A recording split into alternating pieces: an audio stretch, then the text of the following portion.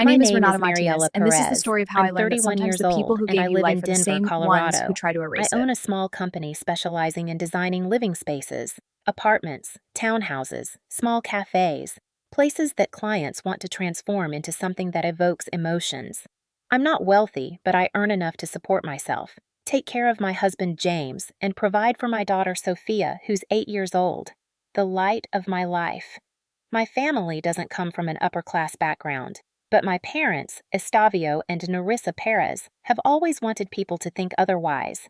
I was born and raised in a family where appearances were everything. My father ran a well-known furniture store in town, Perez and Coding, while my mother always carried expensive handbags and spoke in polished, calculated words. To them, success wasn't about peace of mind.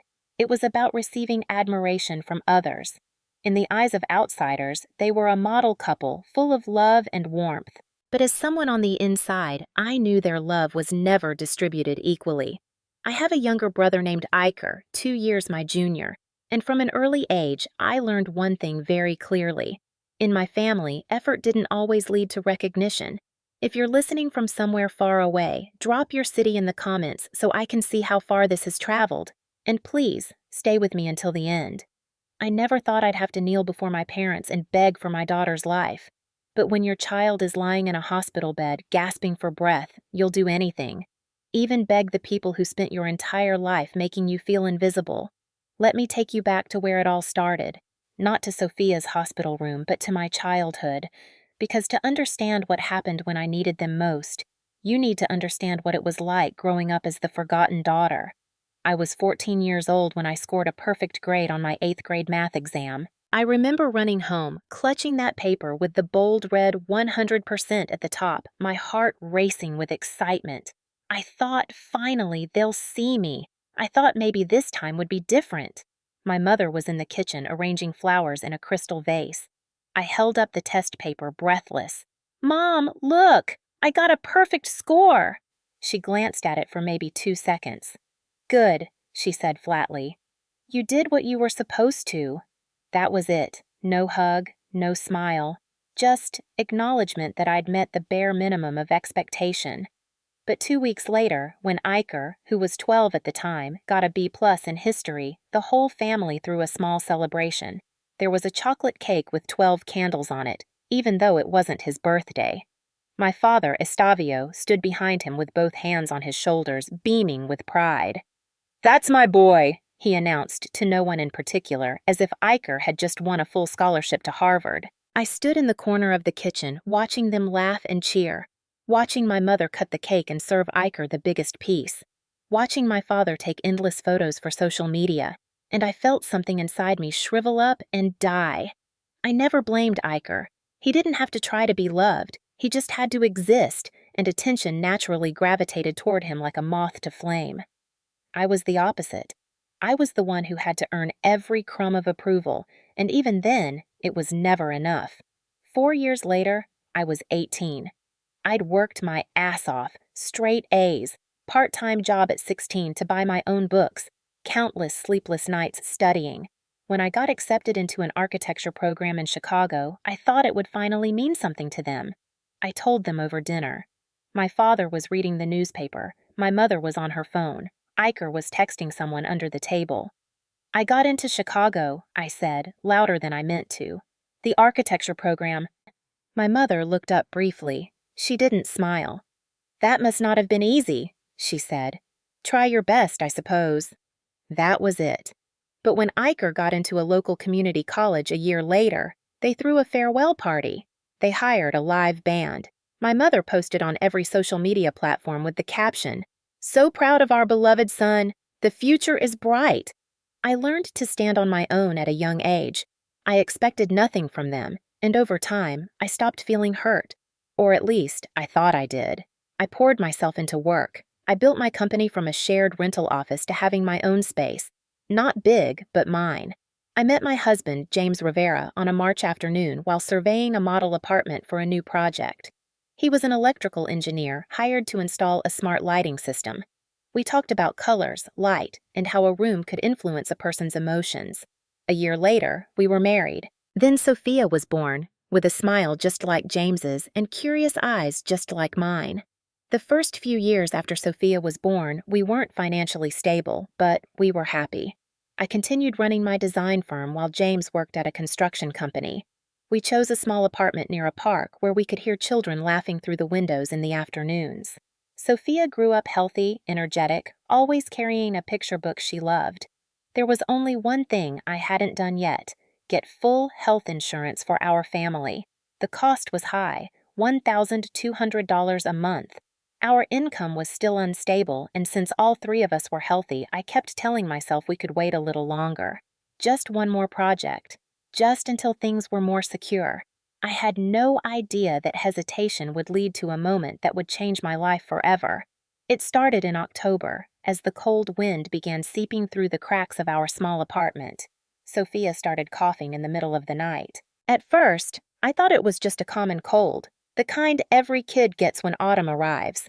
She was still playful, still asking for James's mac and cheese every night, still drawing pictures of our family with crayons. The people who But gave then you the life coughs are the same wouldn't ones who stop. try to erase it. They Before we worsened at dive in, I night, want to know where you're waking watching her from. up. Have you ever I'd had to hear fight for her your through the place? thin walls, clutching her chest, gasping for air like she'd just run a marathon. I'd rush into her room, hold her close, rub her back, and whisper, "It's okay, baby. Just breathe. Slow breaths." After a week of this, I took her to a nearby clinic. The doctor, a tired-looking man in his 50s, listened to her lungs with a stethoscope, checked her throat, and scribbled something on a notepad. "Looks like mild bronchitis," he said without much concern. "Pretty common this time of year. Give her these medications and monitor her symptoms. She should be fine in a week or two." I wanted to believe him. God, I wanted to believe him so badly. But I saw the worried glance he gave Sophia when he thought I wasn't looking. That quick, almost imperceptible flicker of concern before he put on his professional mask again. 2 weeks passed. Sophia took her medication religiously, but instead of getting better, she got worse. She started getting exhausted after just a few steps. One afternoon, she was drawing at the kitchen table, her favorite thing to do, when she suddenly set down her crayon and sat down on the rug. "Mommy," she whispered, her voice so small it broke my heart. "My heart is beating too fast." I knelt beside her, pressing my palm against her chest. Her heart was racing like a hummingbird's wings. Her skin was cold and clammy. Panic clawed at my throat. "James!" I screamed. "We need to go! Now!" James drove us to the city hospital while I sat in the back seat, holding Sophia close, my hands shaking uncontrollably. I kept whispering to her, over and over, like a prayer. "You're going to be okay. You're going to be okay. Mommy's here." But inside, I was terrified. They ran blood tests, x-rays, a CT scan. We waited in a cold, white room under fluorescent lights that made everything feel sterile and lifeless. The air was thick with the smell of antiseptic and fear. 3 hours later, Dr. Sarah Martinez returned. She was in her mid-40s with kind eyes but a face that had clearly delivered bad news too many times. She held a thick file in her hands. Her expression was so serious that I had to grip the armrest of my chair to stay steady. "We found an abnormal mass in Sophia's left lung," she said carefully, her voice calm but direct. "It's most likely benign, but its location is pressing against her airway. If we don't operate soon, her condition could worsen quickly." A ringing filled my ears. James stood frozen beside me, unblinking. I could only manage one question, in a voice I barely recognized as my own. "Does she need surgery right away?" Dr. Martinez nodded. "We recommend proceeding as soon as possible, within the next 72 hours. She hesitated slightly before continuing. "The cost for the surgery and post-operative care is approximately $87,000. I froze. That number hit me like a slap in the face. $87,000. I knew we didn't have insurance. We had planned to sign up. I'd looked at the forms so many times, but every time I saw that monthly premium, I kept telling myself, just wait a little longer. After the next project is secured. I always thought we had time. But now I realized that sometimes a single moment is enough to render all plans meaningless. James squeezed my hand so hard it hurt. "We'll find a way," he said, his voice barely above a whisper. Please, doctor, prepare everything for the surgery. Dr. Martinez nodded, handed the paperwork to a nurse, and left the room. I looked at James. His eyes were trying to stay calm, but I knew he was just as overwhelmed as I was. We had about $12,500 in our savings account. That wasn't even a fifth of what we needed. That night, I didn't sleep. I sat by Sophia's hospital bed, holding her hand, listening to each weak, uneven breath. In the dim glow of the nightlight, her face looked heartbreakingly pale. I pressed a kiss to her forehead and stood up. One thought consumed me. I can't let Sophia lie here waiting in vain. James and I went into emergency mode. We called the bank first thing the next morning to request a loan. They denied it. Our credit score was 680, not high enough for an $87,000 emergency loan without collateral. We started selling everything we could. James's pickup truck, the one we'd driven across 3 states on our honeymoon, sold for $8,000. I sold my work computer, printer, drafting table, and office equipment for $3,200. We sold our living room furniture, the couch, the bookshelf, the dining table, for $2,800. Within 2 days, we had scraped together $26,500. We were still $60,500 short. I posted on Facebook, Instagram, everywhere I could think of. I wrote, "Please help. My daughter needs emergency surgery. Every dollar counts." Friends shared the post. Some donated $20, some $50. A few gave $100. After 48 hours, we had raised $2,300 from 17 people. I was so grateful I cried. But it wasn't enough. It would never be enough. James sat across from me at the small table in Sophia's hospital room, his face buried in his hands. "My parents," he said quietly. "Elena and Robert. They don't have much, but maybe—" "No," I cut him off. "They're on a fixed income. They barely make ends meet. I can't ask them to." "Then who, Mariella?" His voice cracked. "Who else is there?" I stared at my phone. There was one number I hadn't called yet. One name I'd sworn I'd never beg from again. But this wasn't about pride. This was about Sophia. It was 11:30 at night. Sophia was asleep, her small chest rising and falling in shallow, My name is labored Renata breaths. Martinez, and this is the James story of had how I stepped learned out that to get sometimes the people coffee. who gave you life I are the was same alone. ones who I try pulled to out my erase it. phone and stared at the contact labeled Mom. My finger hovered over the call button. They're her grandparents, I told myself. They can't ignore this. Not this time. Not when it's Sophia. I pressed call. It rang 3 times before she picked up. "Why are you calling at this hour, Mariella?"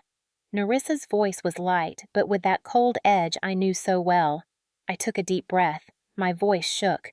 "Mom, Sophia is in the hospital. She needs emergency surgery." Silence.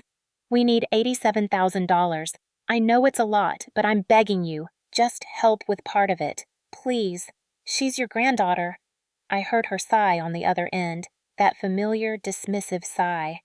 "This is terrible timing," she said, as if I'd called to borrow money for a vacation. "Your father and I have the 40th wedding anniversary celebration next week. Everything is booked. So many guests have been invited. It would be so inconvenient to postpone now." My throat tightened. "I'm not asking you to cancel your party. Just help with part of the cost. She's dying, Mom." Her voice turned stern. Cold. "Mariella, you already know this. We can't tarnish the family's reputation over a personal problem. I'm very sorry, but I can't help you." And then she hung up. I stood there frozen, staring at the phone in my hand. The pain in my chest swelled, not from being rejected, but because the last sliver of hope I had was crushed. Not by a stranger, by my own mother. I returned to Sophia's bedside, wrapped my arms around her small body, and whispered to myself, if my own family could turn their backs on their own granddaughter, then from this moment on, I have nothing left to lose. The next morning, after nearly a sleepless night, I decided to do something I had sworn I would never do again: return to my parents' mansion. I knew if I called ahead, they would refuse to see me or come up with an excuse. So I didn't call. I just went. I put on a dark coat, tied my hair back, and stepped into James's old car, clutching Sophia's medical records tightly in my hands. When I arrived, the driveway was packed with cars. Soft music drifted from the backyard, mixed with laughter and the clinking of glasses. The house was lavishly decorated with white flowers, gold ribbons, and sparkling crystal lights. It took me a few seconds to understand. Today was the rehearsal party for Iker's engagement to his fiancée, Victoria Castillo, the daughter of a wealthy real estate tycoon in the area. I stepped into the grand foyer and immediately felt the weight of stares from the elegantly dressed guests. No one offered me a drink. No one asked where I'd come from. Their gazes brushed past me as if I were a misplaced server who had wandered into the wrong section. I spotted my mother across the room, laughing with a group of older guests, a champagne flute in her hand. I walked straight toward her, stopping right in front of her. "Mom," I said, my voice urgent. "I need 5 minutes. It's about Sophia." She looked me up and down, her expression momentarily displeased, as if I had interrupted an important speech. "Mariella, I'm entertaining guests," she said through a tight smile. "Can this wait?" I shook my head. My voice trembled, but it was firm. "No, it's about Sophia. She's dying. The doctor said if she doesn't get surgery soon, she won't survive." The music seemed to slow. I noticed some people around us had started to listen. A couple standing nearby stepped back, awkwardly pretending not to hear. My mother glanced around nervously, then lowered her voice, leaning in. "You're embarrassing me, Mariella. This is Iker's pre-wedding celebration. Everything has been planned for months. Couldn't you have chosen a better time?" I swallowed hard, pulled the medical records from my bag, and opened them in front of her. "Mom, please. Read this. The doctor said if she doesn't get surgery, Sophia may not survive. We need $87,000. She's your granddaughter." Nerissa stared at the papers but didn't touch them. "The money has already been spent," she said flatly. "Catering, the wedding dress, the venue, the band. Where do you expect me to find nearly $100,000 now?" "She's dying," I repeated, my voice breaking. "Doesn't that mean anything to you?" She didn't answer. I turned and saw my father, Estavio, standing beside Iker and a few well-dressed men. I walked toward them. "Dad," I said directly, holding up the medical file. "Sophia needs surgery. I just need a portion of the cost. Please, she's your granddaughter." Estavio frowned. "Emily, what's going on? Did you come here to cause a scene?" "No," I said, fighting to keep my voice steady. "I came to ask for your help." Iker let out a quiet chuckle, his voice light as air but sharp as a blade. "Are you serious?" he said, raising his champagne glass. "Because you didn't plan ahead, now the whole family has to bear the burden? I'm about to get married and you expect me to cancel everything? Don't be so selfish, Mariella." I turned to Iker, locking eyes with him for the first time in years. For the first time, I saw the emptiness behind his confident smile. "I'm not asking you," I said quietly. "I just hope you still have some conscience left." Iker shook his head and took a sip of his champagne. "I'm focused on my future. Everyone has their own problems, Mariella. Sophia is your daughter, not my responsibility." I turned back to my parents. My voice trembled. "I'm not asking for anything for myself. I'm asking to save Sophia. She is the blood of this family. If family doesn't stand together in hard times, then is it even a family?" My father sighed deeply. Then he turned away, as if I were nothing more than a passing breeze. "Mariella," he said, without looking at me, "don't embarrass us any further." I stood in the middle of that grand ballroom, surrounded by shimmering lights and people who once called me the good daughter. But tonight, they only looked at me with unease, pity, or worse, indifference. I nodded slowly. I tucked the medical records back into my bag, and I walked out of that lavish mansion, the place I once called home. Every step on the stone pathway felt like a blow to my chest. When I got into the car and sat down, my tears finally fell. Not from pain, but from the stark realization, to them, an extravagant party was more important than a child's life. I was no longer the Mariella who kept trying to earn scraps of love from people who didn't know how to give it. From that moment on, I vowed to do whatever it took to save my daughter, without ever begging them again. I returned to the hospital with a heavy heart and empty hands. Sophia was still lying there, her lips dry, her breathing weak, while I felt as if the weight of the world was crushing my chest. James was waiting for me in the hallway. The moment he saw my face, he knew. "They said no," he whispered. It wasn't a question. I nodded, unable to speak.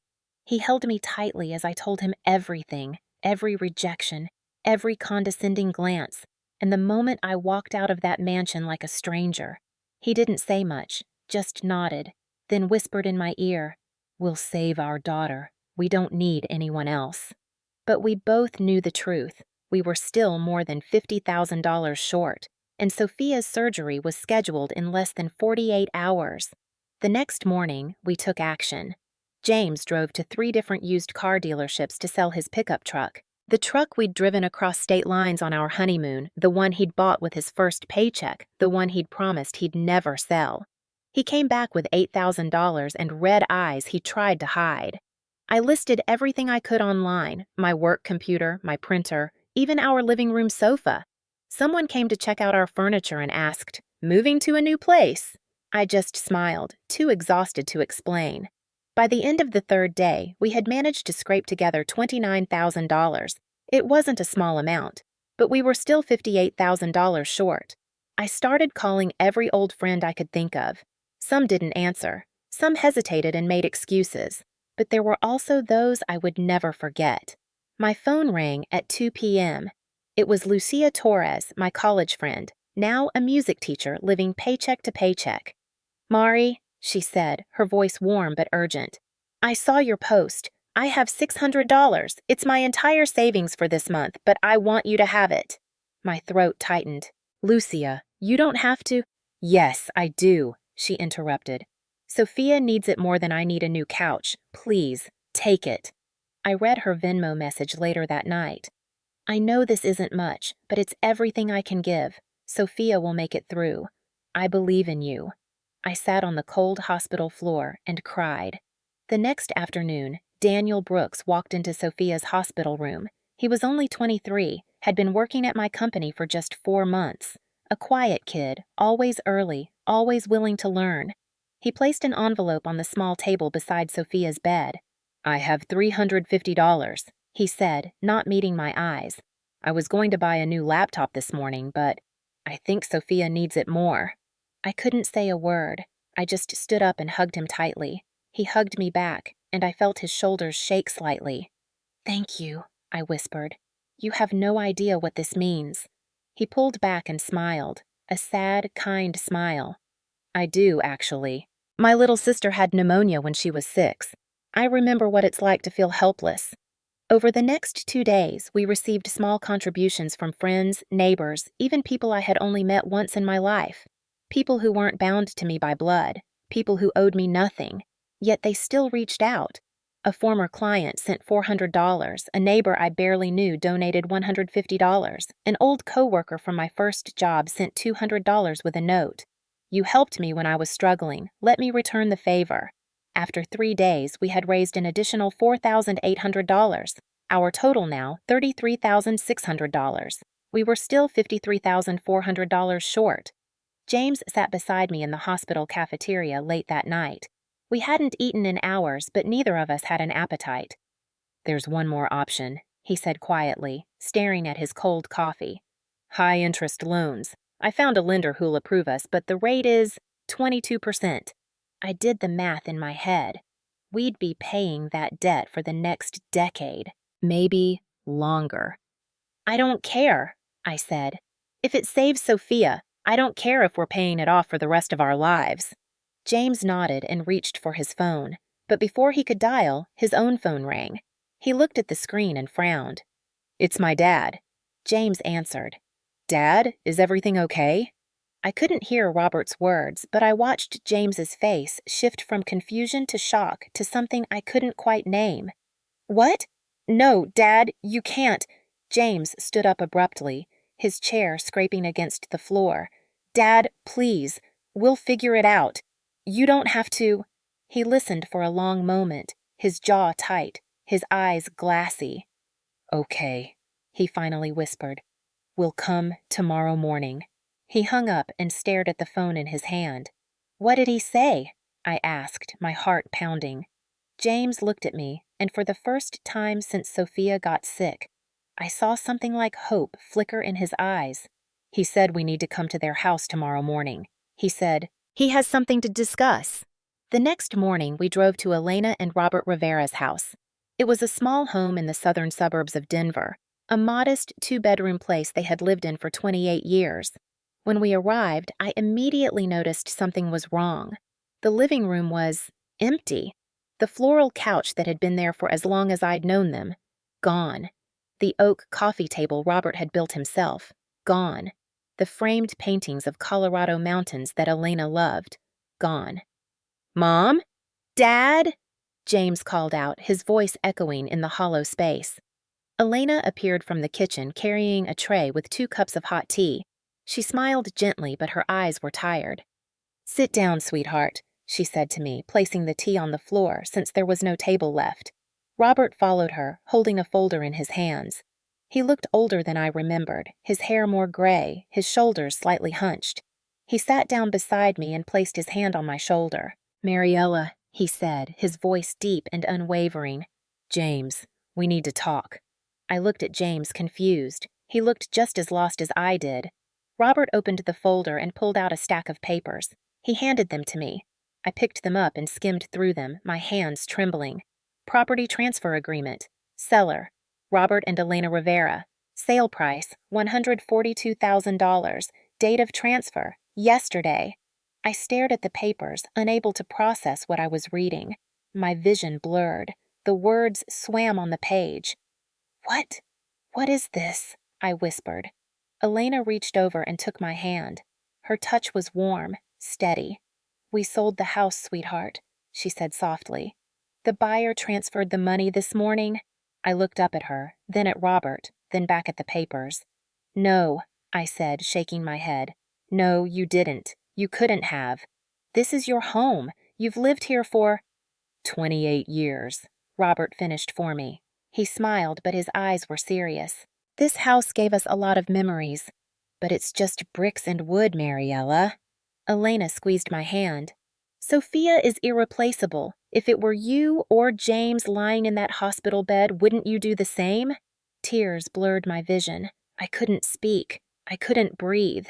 "Mom," James choked out, his voice breaking. "You didn't have to—" "Yes, we did," Robert said firmly. "You're our son. Sophia is our granddaughter. What else would we do?" Elena leaned closer, her eyes soft but determined. "We already signed the papers. The money is yours. Take it. Save our granddaughter. We'll rent a small apartment. We don't need much. We have each other." I broke down, not with loud sobs, just silent tears falling onto Elena's hands. The same hands that had knitted sweaters for Sophia's first winter. The same hands that had baked cookies every holiday. They weren't my parents by blood, but they chose to stand by me when no one else did. James buried his face in his hands and wept. I'd never seen him cry like that. Deep, wrenching sobs that shook his entire body. Robert stood up and put both arms around his son. "It's okay, mijo. It's okay." Elena pulled me into a hug, and I clung to her like a child. "Thank you," I whispered over and over. "Thank you. Thank you." She stroked my hair gently. "You don't have to thank us, sweetheart. This is what family does." 3 days later, we had the full amount, $87,000. The hospital scheduled Sophia's surgery immediately. Dr. Martinez met with us one last time before the operation. Her expression was calm, but I could see the weight she carried, the responsibility of holding a child's life in her hands. "We'll take good care of her," she said, squeezing my shoulder. "Sophia is a fighter. I can see it in her eyes." I nodded, unable to speak. "The surgery will take approximately 6 hours," Dr. Martinez continued. "We'll remove the mass and repair any damage to the surrounding tissue. Once she's in recovery, you'll be able to see her." 6 hours. It felt like a lifetime. They wheeled Sophia into the operating room at 7 a.m. She looked so small on that hospital bed, surrounded by nurses and machines. Before they took her through the double doors, she reached out her hand toward me. "Mommy," she whispered, her voice hoarse. "Will you be here when I wake up?" I leaned down and kissed her forehead, holding back tears. I'll be right here, baby. I'm not going anywhere. Promise? I promise. She smiled, a weak, tired smile, and then they wheeled her away. The doors closed with a soft whoosh, and she was gone. The waiting room was cold and sterile. Fluorescent lights buzzed overhead. The smell of disinfectant clung to the air. James sat beside me, staring at the floor. Elena whispered prayers under her breath. Robert held his wife's hand, his face stoic but his jaw tight. I clutched Sophia's beaded necklace in my hands, a birthday gift she had made for me last year, with colorful beads spelling out "Best Mom Ever." I couldn't stop thinking about her. Sophia at 3 years old saying, "I love you, Mommy," for the first time. Sophia at 5 drawing a picture of our family, me, James, and her in the middle, holding hands under a bright yellow sun. Sophia at 7 asking, "Mommy, will I be an artist when I grow up?" If we lost her. I squeezed the necklace so hard the beads dug into my palm. Number 1. I couldn't think like that. She was going to make it. She had to. 1 hour passed, then 2, then 3. A nurse came out once to update us.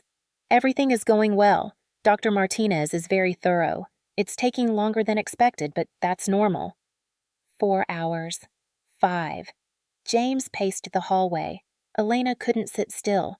Robert stared at the wall, his lips moving silently. I sat perfectly still, numb, waiting, waiting, waiting. At 1:17 p.m., 6 hours and 17 minutes after they took her in, the double doors opened. Dr. Martinez walked out, still in her surgical scrubs. Her mask was pulled down, and there was exhaustion in her eyes. But she was smiling. I stood up so fast my chair nearly tipped over. "The surgery was a success," Dr. Martinez said, and I felt my knees buckle. James caught me, holding me upright. "We removed the mass completely," the doctor continued. "It was benign, just as we suspected. Sophia's breathing is stable. She did incredibly well. She's strong." I couldn't speak. I couldn't move. I just stood there, tears streaming down my face, as the weight of 6 hours, 6 months, 6 years of fear finally lifted. James wrapped his arms around me, and we both collapsed into each other, sobbing. Elena and Robert stood beside us, holding each other, tears of relief running down their faces. "She's going to recover fully," Dr. Martinez said gently. "You'll be able to see her in about an hour once she's out of recovery." "Thank you," I managed to choke out. "Thank you so much." Dr. Martinez smiled. "She's a fighter, Mrs. Rivera, just like her mother." 3 days later, Sophia was awake and sitting up in bed. The hospital room was filled with sunlight streaming through the window. She was still pale, still weak, but her eyes were bright, alive. She reached out her small hand and grabbed mine. "Mommy," she whispered, "you kept your promise." I squeezed her hand gently, smiling through my tears. "I told you, I'm not going anywhere." She smiled, that beautiful, innocent smile, and closed her eyes again, drifting back to sleep. James sat beside me, his arm around my shoulders. Elena and Robert stood by the window, watching their granddaughter with so much love it hurt to see. I knew that from this moment on, everything would be different.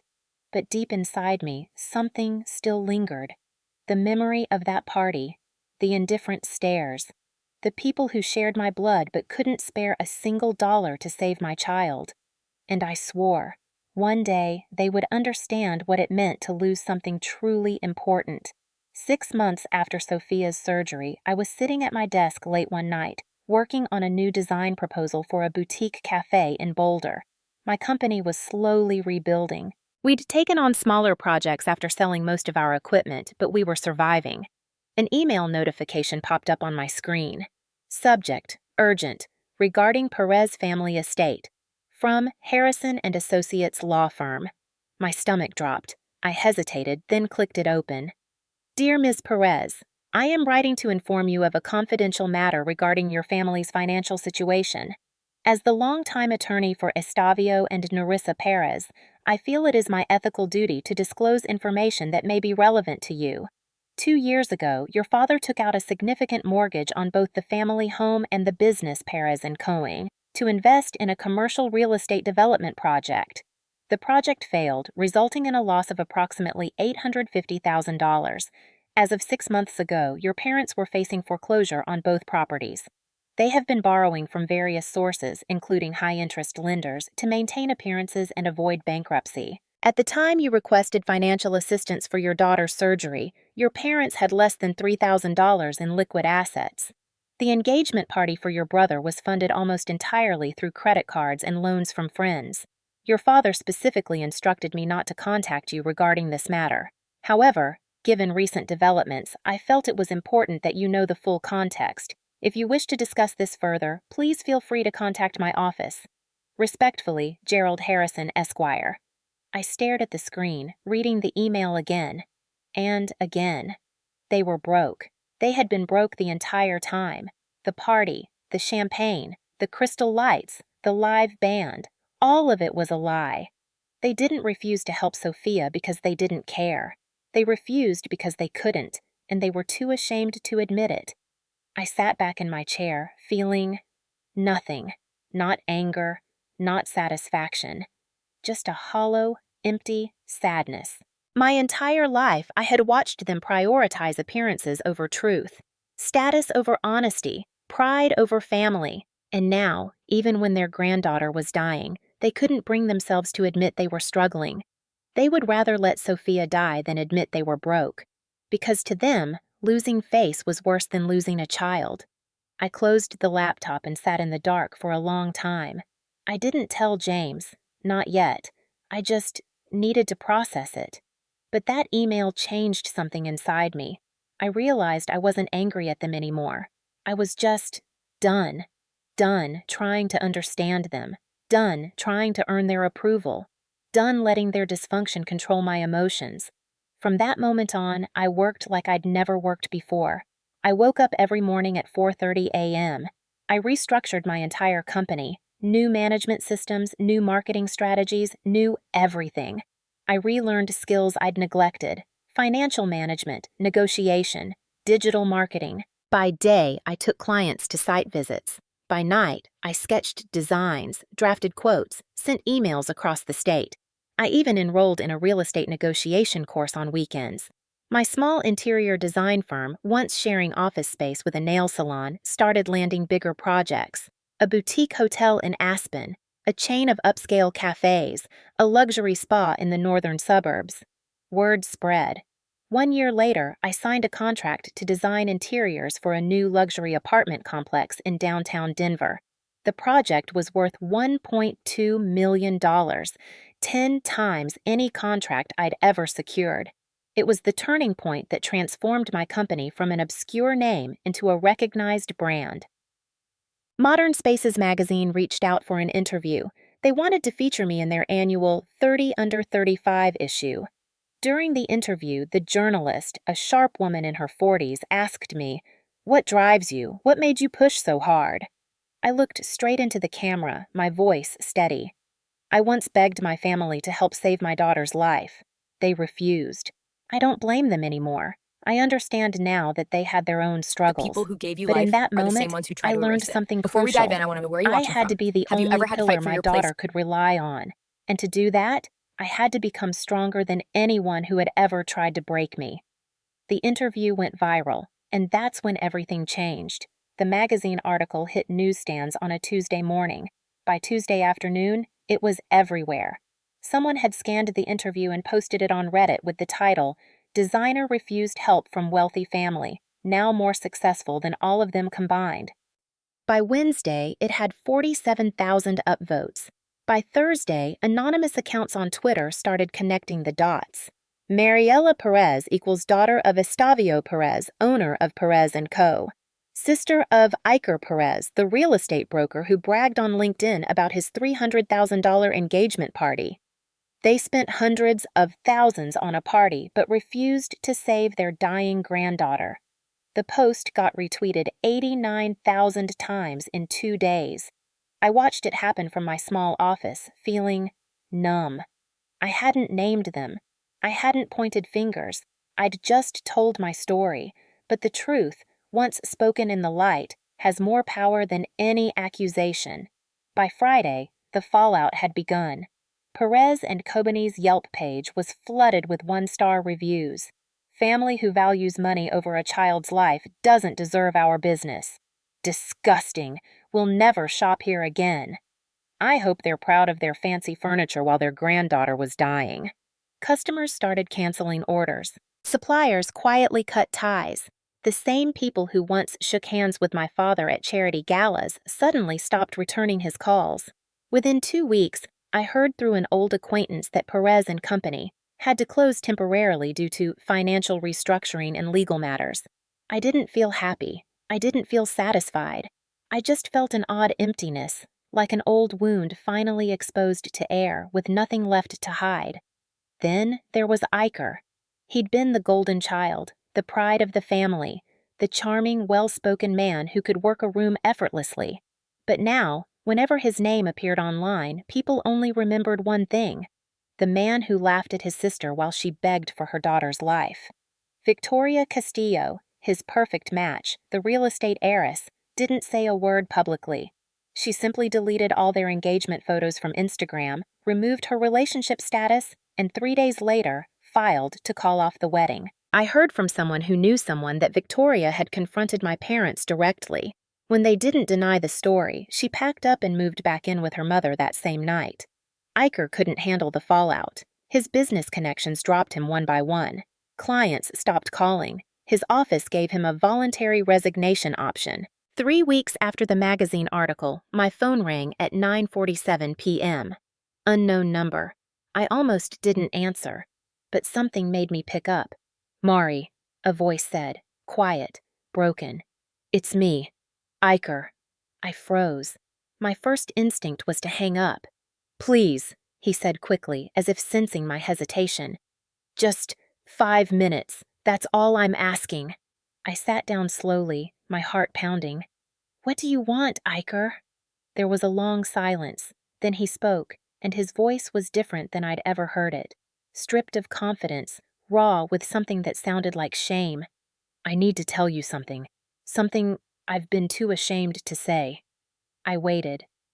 "That night," he continued, his voice cracking, "when you came to the mansion, when you begged Mom and Dad for help, when you stood there in front of everyone—" He paused. I heard him take a shaky breath. "I wanted to help you." I frowned. "What?" "After you left, I ran after you. I got all the way to the parking lot. I saw you sitting in that old car crying, and I pulled out my phone. I had $20,000 saved for the wedding. I was about to transfer it to you." My chest tightened. But Victoria came outside. She saw what I was doing, and she said— His voice broke. "She said if I gave you money, she'd leave me. Her father wouldn't allow her to marry into a family with beggars." Silence. "So I chose her," Iker whispered. "I deleted the transaction. I walked back inside, and I let you drive away." I closed my eyes, feeling something twist in my chest. "I've been a coward my whole life, Mari," he continued. "Everything was handed to me. I never had to fight for anything. I never had to sacrifice. When Victoria left, when I lost my job, when everyone turned their backs on me, for the first time, I understood what you went through, what you've always gone through." "Iker, I don't expect forgiveness," he said quickly. "I don't deserve it. I needed you to know I'm sorry. I needed you to know that I see it now. I see what you've always been. The strong one, the real one, and I was too blind to see it before." There was another pause. Then, "I have $8,000 left. It's all I have. I want to give it to Elena and Robert. Not to you, not to Sophia. To them. Because they saved your daughter when I didn't. They deserve it more than anyone." My throat tightened. I didn't know what to say. "Keep your money, Iker," I finally said, my voice softer than I expected. "Use it to rebuild your life. Mari, but thank you for calling," I continued. "It means something." I hung up before he could respond. I sat there in the dark for a long time, staring at my phone. I didn't forgive him, not completely, but for the first time I saw him as human. Flawed. Broken. Trying. Maybe that was enough. 2 months later, I received an email that would change everything. Subject: Invitation to appear on Voices of Resilience. Dear Ms. Perez, we are reaching out to invite you to share your story on our program, Voices of Resilience, a nationally syndicated talk show dedicated to sharing stories of ordinary people overcoming extraordinary adversity. Your story has resonated with millions. We believe it would inspire our audience and provide hope to those facing similar challenges. Would you be willing to join us for a taping in New York City? I stared at the email for 3 full minutes. James found me sitting at the kitchen table, laptop open, face pale. What's wrong? He asked. I turned the screen toward him. He read it, then looked at me. Are you going to do it? I don't know, I whispered. If I do this, if I go on national television, there's no taking it back. James sat down beside me. You've already told the truth, Mari. The only question is whether you want to tell it to a bigger audience. What if I make things worse? What if you help someone? He interrupted gently. What if some mother out there sees your story and realizes she's not alone? What if someone watching decides to fight for their kid because they saw you fight for yours? I looked at him. You think I should do it? I think, James said carefully, that you've been silent your whole life, and the moment you spoke up, everything changed. Maybe it's time to speak even louder. 3 weeks later, I flew to New York City. The studio was smaller than I expected. Intimate, warm lighting, a small audience of maybe 50 people. The host, Rachel Anderson, was a seasoned journalist in her early 50s with sharp eyes and a kind smile. She sat across from me, a glass of water between us, and the cameras rolled. Mariella, she began, thank you for being here.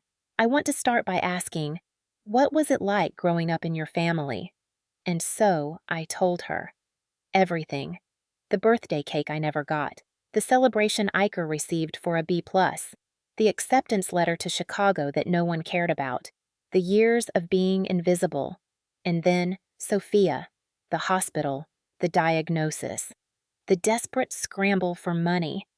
What happened when you asked your parents for help? Rachel asked gently. I took a deep breath. They were hosting a pre-wedding celebration for my brother. It was lavish, maybe $300,000 worth of expenses. I walked in holding my daughter's medical records and begged them to help, just a portion of the cost. And they said? They said they couldn't tarnish the family's reputation over a personal problem. They said the money had already been spent on the party. The audience was silent. I could hear someone crying softly in the back row. Rachel leaned forward. How did you save Sophia? My husband's parents, I said, my voice breaking slightly. Elena and Robert Rivera. They sold their home, the house they'd lived in for 28 years, and gave us every penny. They didn't hesitate. They didn't ask questions. They just acted. And your biological family? I paused. I learned something that day. Blood doesn't make you family. Love does. Sacrifice does. Showing up does. Rachel nodded slowly. If you could say one thing to the people who abandoned you in your darkest moment, what would it be? I thought about it for a long moment. Thank you, I finally said. Because of them, I stopped seeking approval from people who would never give it. Because of them, I found my real family. The people who, despite not sharing my blood, were willing to sacrifice everything. And because of them, I became the mother Sophia deserves. The episode aired 2 weeks later. Within hours, it was trending nationwide. But something unexpected happened. It wasn't just about my story anymore. Hundreds, then thousands of people started sharing their own stories online. Stories of being abandoned by biological families. Stories of being saved by chosen families. A hashtag emerged. #ChosenFamily. It trended for 6 days straight. I received messages from mothers, fathers, daughters, sons, all sharing variations of the same pain I'd felt and the same hope I'd found. Your story gave me permission to walk away from toxic family members. I thought I was the only one who felt this way. Thank you for speaking up. Because of you, I finally set boundaries with my parents. I read every single message, and I cried, not from sadness, but from the overwhelming realization that my pain, the pain I'd carried alone for so long, had somehow become a bridge for others to cross. 1 month after the show aired, I received a letter on expensive stationery. Wright Development Corporation inside was a handwritten note. Dear Ms. Perez, my name is Thomas Wright. I am a real estate developer based in Colorado. 5 years ago, I lost my daughter, Caroline, to lung cancer. She was 17 years old. I watched your interview on Voices of Resilience and was deeply moved by your story. Your strength reminded me of my daughter. She fought until the very end with grace and courage.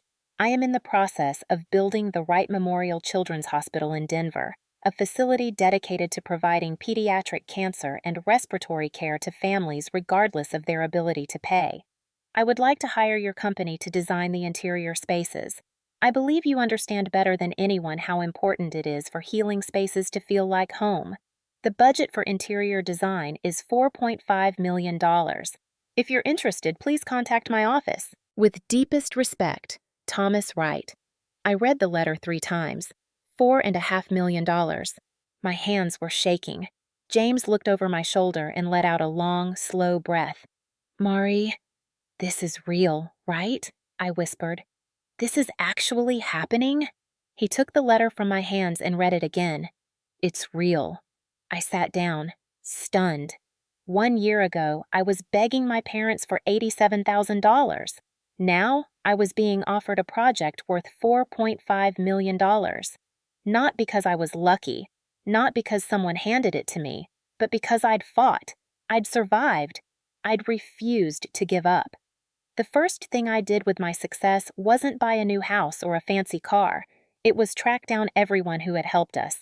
Lucia Torres received a check for $15,000 and a full scholarship to the music conservatory she'd always dreamed of attending. When she opened the envelope, she called me sobbing. Mari, this is too much. You gave me your last dollar when I had nothing, I said. This isn't too much. This is just the beginning of your dream.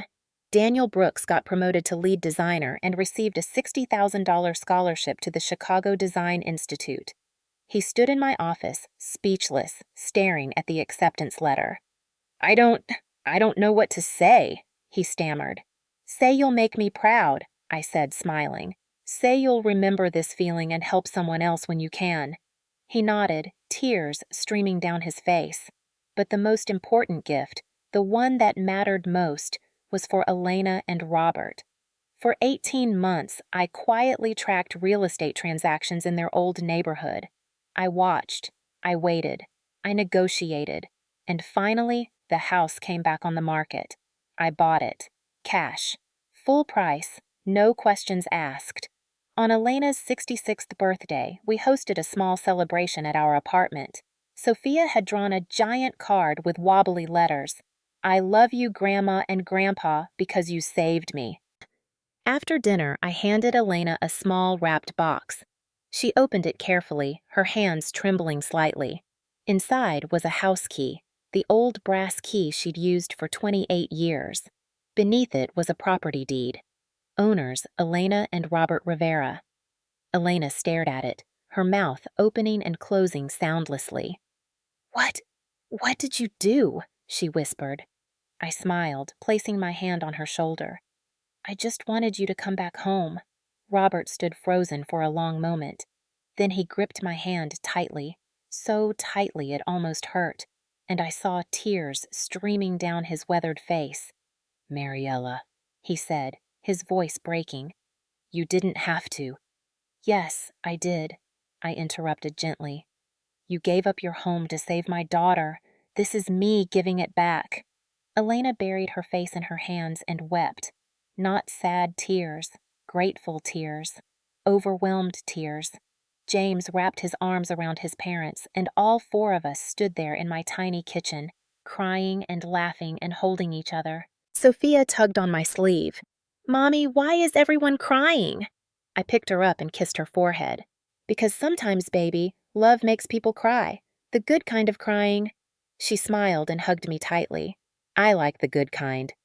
Winter came early that year. Sophia was thriving, healthy, happy, back in school and drawing pictures every afternoon.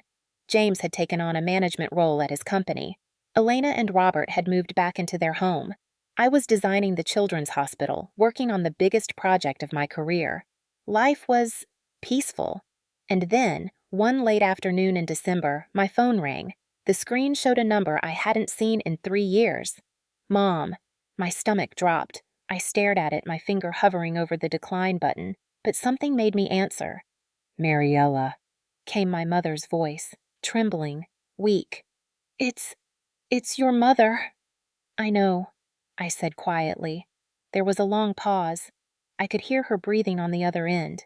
We're in trouble, she finally said. The bank is about to seize our house. Your father took out a mortgage loan to try to keep the business running, but we can't pay it back. I closed my eyes. If you could help, she continued, her voice breaking. Just $180,000 to save the house. After that, we'll manage on our own. I promise we won't ask again. I let out a quiet laugh, not cruel, just knowing, as if I'd been waiting for this call for years. Mom, I said calmly, do you remember the last time I begged you for help? Silence. When Sophia was in the hospital, I continued, needing surgery to survive. Do you remember what you said? I remember, she whispered. You said it wasn't serious enough. You said you couldn't tarnish the family's reputation over a personal problem. Mariella, please. A child lying on the brink of death, I said, my voice turning cold. And you call that not serious? I'm sorry, she choked out. I know nothing can make up for it, but we're family. Family, I repeated slowly. Family is the one who sells their home to save their grandchild, not the one who raises a glass at a party while their blood begs for a life. She was silent, then she whispered, So you won't help? I sighed. I will help, but on one condition. Anything, she said quickly, desperately. You and Dad must come to my office in person to receive the money. Yes, she said immediately. Yes, we will. Thank you, Mariella. Thank you. I hung up before she could finish. 2 days later, they arrived. My office was on the 3rd floor of a modern building in downtown Denver. The conference room had floor-to-ceiling windows overlooking the mountains, winter sunlight streaming through. On the table sat a sleek black briefcase. Inside was exactly $180,000 in cashier's checks. When the receptionist called to say they'd arrived, my hands trembled slightly. James had offered to be there with me, but I'd told him no. This was something I needed to do alone. The door opened. Estavio walked in first, and I barely recognized him. He looked small, frail.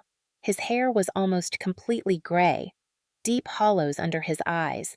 His suit, once perfectly tailored, now hung loosely on his shoulders. Nerissa followed, wearing an old coat I'd never seen before. No designer handbag, no jewelry. She looked 10 years older than the last time I'd seen her. They sat across from me, not meeting my eyes. I opened the briefcase and turned it toward them.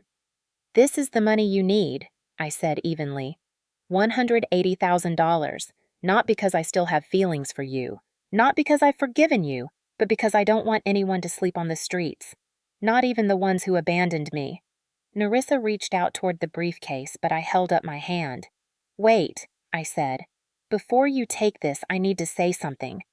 They both looked up at me. From the moment you walk out of this room, I continued, my voice steady and cold, I will no longer consider you my parents. No contact, no visits, no requests. This is the last time I will help you. Nerissa burst into tears. Mariella, you can't. I can, I cut her off. And I have to, because I need to protect the people who are truly my family. James, Sophia, Elena, and Robert. They sacrificed everything for me. I leaned forward slightly. And you? What did you do when your granddaughter was dying? No one answered, just Nerissa's muffled sobs. I stood up and signaled to my assistant waiting outside. Please escort our guests out. Estavio slowly reached for the briefcase, his hands shaking. He clutched it like it was the last piece of driftwood in a storm. They walked toward the door, but just before he reached it, Estavio stopped. He turned back to me, and for the first time in 3 years, our eyes met. Mariella, he said quietly, I waited. His voice cracked. I know I don't deserve forgiveness. I know I failed you. I failed Sophia. I failed everything. He paused, and I saw tears in his eyes. Real tears, not performative ones. But I want you to know, he continued, his voice barely a whisper. I'm proud of who you've become. More proud than I ever showed you. Something in my chest cracked. I nodded slowly. Goodbye, Dad. He held my gaze for one more second. Then he turned and walked out. The door closed softly behind them. I sat down in my chair and stared out the window at the snow-covered mountains. I didn't feel victorious. I didn't feel vindicated. I just felt free. 6 months later, I received a call from Gerald Harrison, the family attorney. Ms. Perez, he said, his voice somber. I'm calling to inform you that your father passed away last night. Heart attack. It was quick. I sat down slowly, the phone pressed to my ear. There's a will, Mr. Harrison continued, and a letter. He left instructions that you should receive it immediately. The envelope arrived the next day. Inside was a handwritten letter on my father's stationery.